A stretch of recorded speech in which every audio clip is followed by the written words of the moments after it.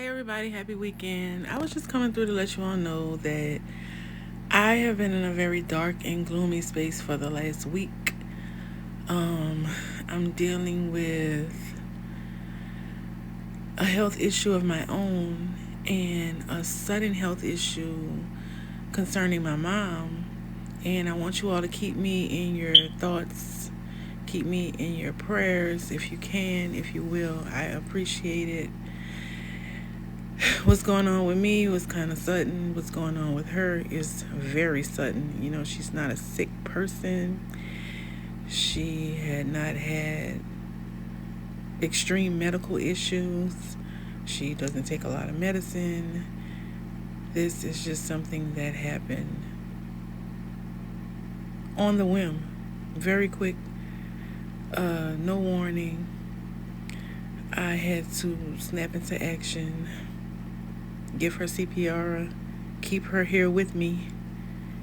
She was transferred to a facility and she's now on life support. So it's a very stressful time for me.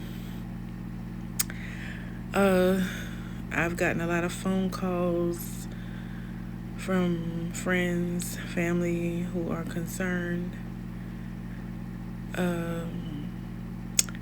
Just kind of like informing folks about things in general.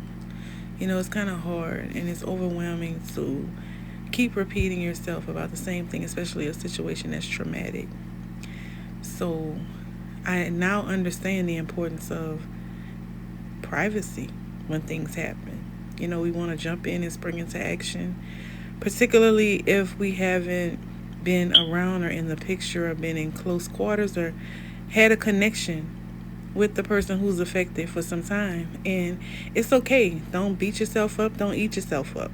You know, just pray for that person. Stay abreast. When it's time, you will be able to come around. You will be able to call. But sometimes when you bombard somebody with questions, it's overwhelming. It comes off as, maybe you're like prying or, especially if you're one who hasn't been around and you just want to know what happened. Where are they? What's going on? And we're living in a time where everything is recordable, everything is screenshotable, everything is able to be captured.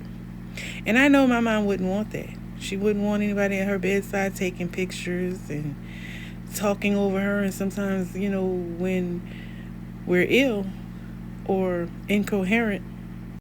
So like I was saying, when we're ill, when we're incoherent, sometimes the hearing is the last thing to go. So, I've seen reactions from her, you know, um, emotionally.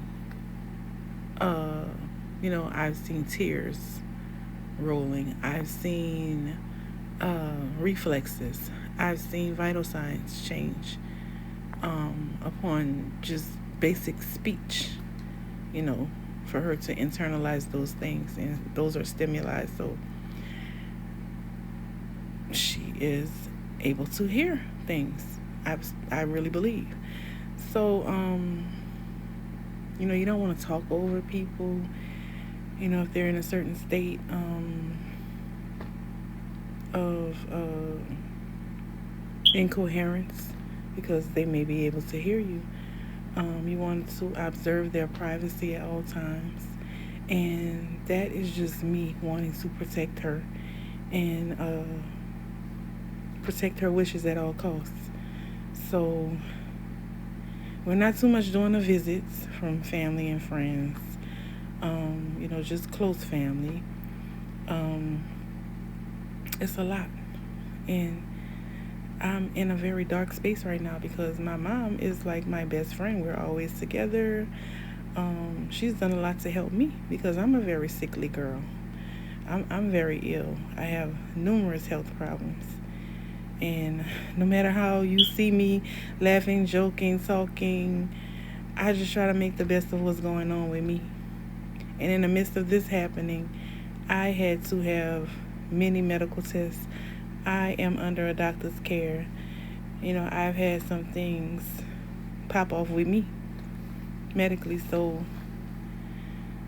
this is a very complicated time, and a lot is happening, but I know that God will get us through, and it's just a test that will come with a testimony. I miss my mom, I love my mom, and I'm being prayerful. Like I said, I had to perform CPR. It's what she would have wanted. She's on life support. It's what she definitely would have wanted.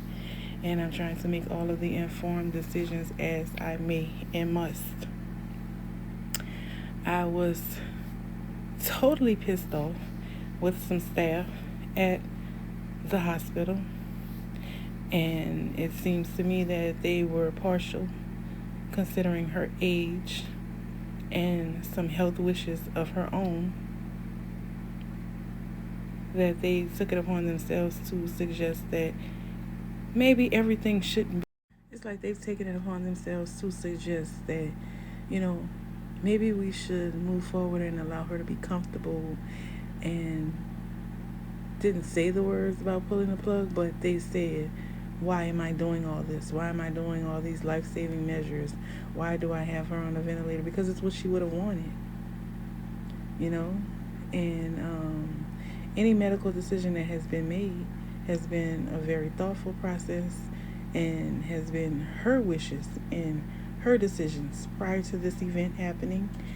And even now, things that are being carried out and done is what she would have wanted. Moving on to family situations. I don't want there to be any situations. I want everybody to come together. I want everybody to be able to communicate. But there were those instances where family did not come around. It was just us. I had duties. I had responsibilities. I had a lot of weight on my shoulders. My mom made a lot of recommendations. She made a lot of decisions and choices. She was angry because certain people were not in a picture to help her, to be around, to make her feel loved, to let her know that it was going to be all right. It was always me doing these things. It was just us. So what do I do when these people want to come around? Because maybe they're guilty, because they feel some kind of way, because they weren't there. Maybe they just called for a birthday or a holiday. That wasn't enough. You have to show up for your people. Show up and show out and be there. But that's not my business, nor is it my fault because they weren't around. So we need to stay close to our people. We need to do what we need to do. We need to be there. We need to be present, not when things happen. Not looking for a finger to point when it's bad. Be there when it's bad and it's good. So all of that is not my business. I'm happy if they can get closure, get it. Be there. She might hear you. She might still have some sensation to touch and feel you.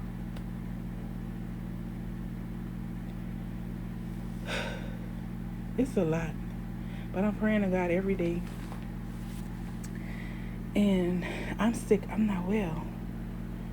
I got a lot of, without getting too much into my business, I have some neurological things going on with me.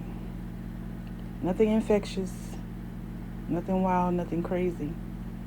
But, life is happening and, my health is failing. And I pray that the Lord preserves me so I can be there.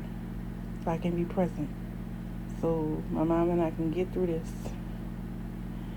And it's not looking good now, but no matter what happens. So, I am so tired. I'm so exhausted. My brain is tired. And I wish I could be at my mom's bedside forever. I wish I could be there forever, but ICU has certain hours and rules and regulations, and you can't be there forever. Very tight, strict scheduling.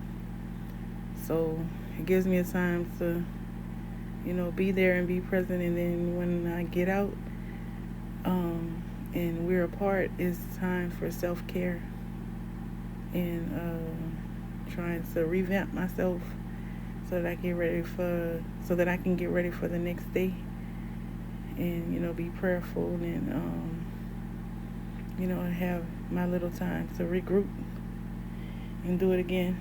But I'm so sad. I'm not in a happy place. This is a lot on me, and I just need support.